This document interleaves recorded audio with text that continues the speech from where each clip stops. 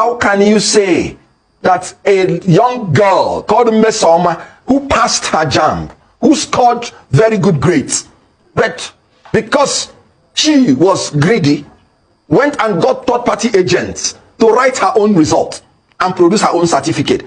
How can you say what she did was not trivial? How can you punish her for that? And then you have a leader of your country doing exactly the same thing, assuming without conceding that he attended the university. Then he wrote his own certificate. The same thing this girl did. And then some people are saying it's trivial.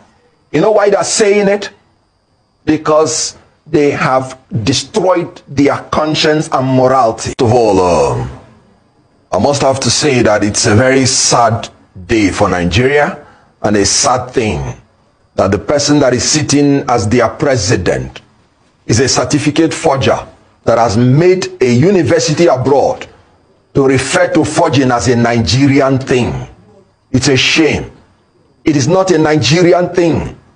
It is a thing of the leader, because criminal responsibility is personal. He said he is fighting for justice. That's Atiku Abubakar. And he said the certificate that Bola Ahmed Tinubu or Bola Adekunle Tinubu submitted to INEC is forged. In that, I agree with him 100%. Because what is forgery? Forgery is the act of falsely making, imitating, or altering a document or signature with an intent to defraud. Was the document, certificate he presented to INEC falsely made? Yes, they have admitted that it was made by a third party, a vendor. Was it an imitation of the original? Yes, because they want to imitate the certificate made by the Chicago State University. Does it have alterations in it? Many. The signatories are altered, the signature is altered, the logo is altered, everything about the certificate is altered. So it is clearly a case of forgery. And you know what? It is terrible that the documents that he used to purportedly gain admission into the university, he claimed he got it from the government college, Lagos, and he graduated 1970. At a time the school was not even in existence. You know what? That makes it fake. It means that he entered the university assuming, without considering he was even there, with fake, unexistent result manufactured by him. And you know, you cannot put something on nothing and expect it to stand. That has even nullified everything about what he said about Chicago State University. 7/0 Mr. is Kenneth 0, Okonkwo. not 7. Mr. Kenneth Okonkwo, he said he was born in... well, sorry, allow me to interrupt you a bit. I'm sure you know how the Nigerian system works. We cannot be the one to decide that the certificate is forged. At the end of the day, it will have to go to the Supreme Court. The Supreme Court will be the ultimate decider. Now, my question to you is this. Some people believe that Atiku Abubakar's call for unity between PDP, the Labour Party, and the NNPP is a bit too late. This collaboration probably would have been more fruitful pre-election and not now that the case is already at the Supreme Court. What's your take on that?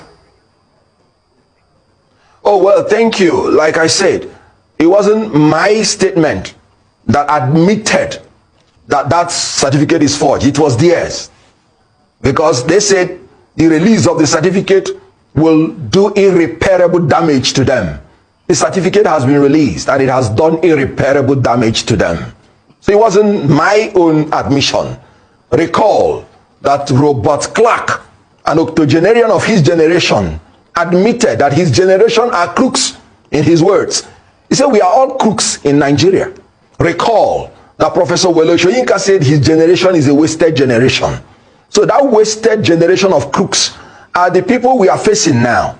And unfortunately, Atiku Abubakar, like you rightly pointed out, who belonged to that generation, is rather coming too late. He had the opportunity in 2015 to stick to his party, joining others to bring about new Nigeria. But he decided to destroy his own party in the name of zoning, that they ought to have zoned the party to the north. And so he joined other people to ensure that the party was zoned to the north, even if it means siding APC. And that was how Atiku joined others to enthrone Buhari.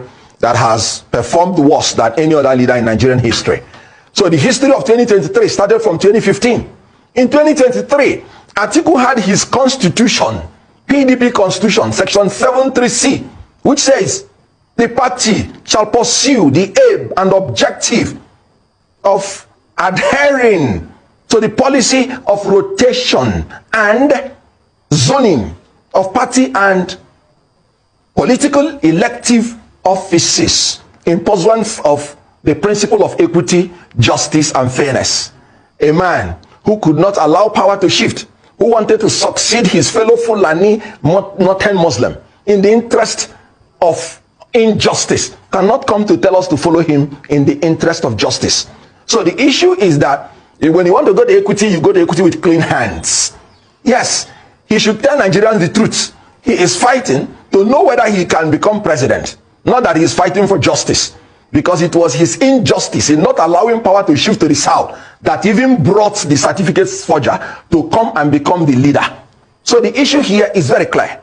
Atiku Abubakar should know that after contesting presidency for 6 times, time has come for him to repent from being a member of a crooked, wasted generation and join the new generation in the quest for a new Nigeria, which is exemplified by Peter Gregory Obi.